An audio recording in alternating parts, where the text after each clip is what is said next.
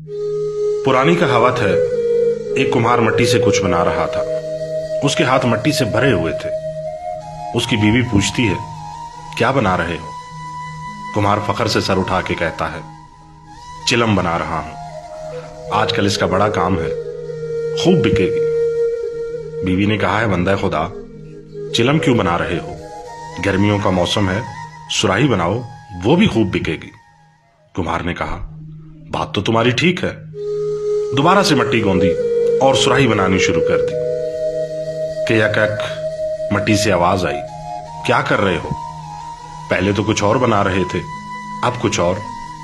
कुम्हार ने प्यार से जवाब दिया, अब मेरी सोच बदल गई।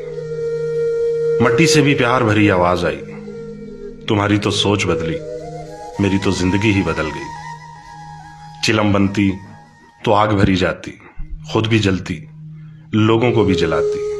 अब सुराही बनूंगी, पानी भरा जाएगा, खुद भी ठंडी रहूंगी, लोगों को भी ठंडा रखूंगी।